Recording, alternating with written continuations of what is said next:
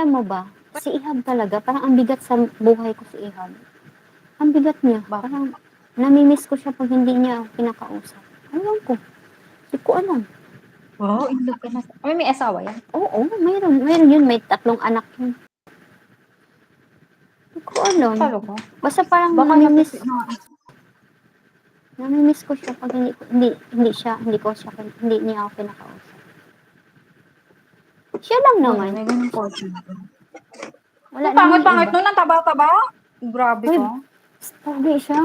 Pag nakikita mo sa call, may tsura siya. Macho pa. Puta ka siya. Grabe. Ano, Kilig ko. nag-gym yun. Nag-gym. Kaya nga sabi ko sa kanya, uy, bakit ka nag-gym? Why you go to gym? Sabi niya. To, health issue. Gusto, then, you want to gain, more muscle. Uy, more muscle? Ganun. Mm-mm. Grabe. Ang sama na. Ay, Kinikilig ka pala sa kanya. Hindi Sorry. ah. Ako hindi ako kilig. Hindi. No. Wow. Natuwa lang ako. Pero, So, uy, kitang kita sa mga mata alam mo. niya, lahat ng mga na-friend ko, alam nila na may, na may vitiligo ako. Hindi ko tinatago. Kung gusto nila ako na maging friend, okay. Okay lang din. Ah. Vitiligo ako. Pero, Hmm? so, nung nag-video call kayo, anong sabi mo? Oo, sinasabi ko yun. Hindi nga maniwala si Ihab na 47 na ako. So, anong niya?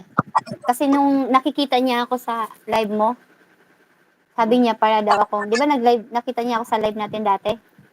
Oo. Ano daw, yung age ko raw doon is mga 20.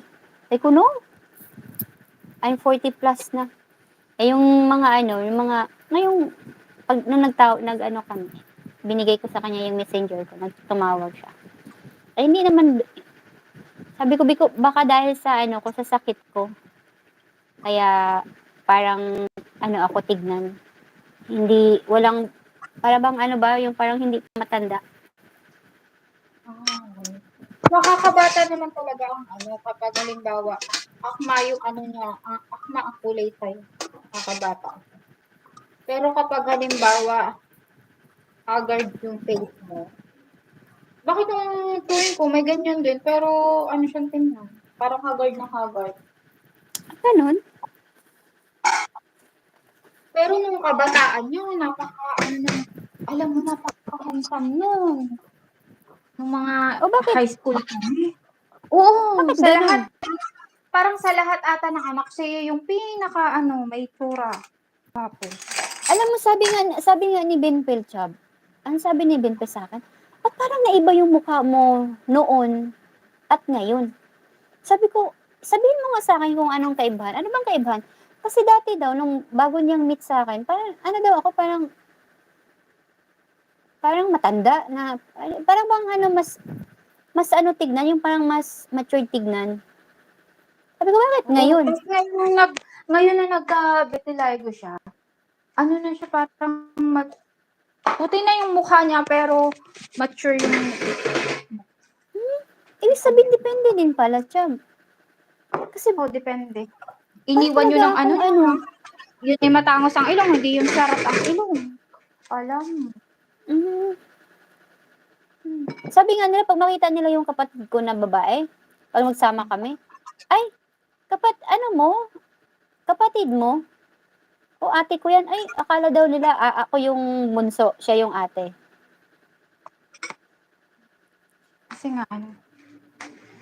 nga, Dahil siguro wala akong nakakabata stress ang sa buhay. siguro dahil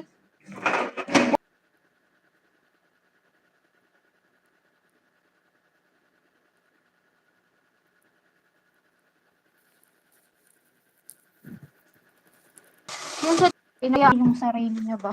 Mm-mm. Tapos nag-asawa siya. Nung mga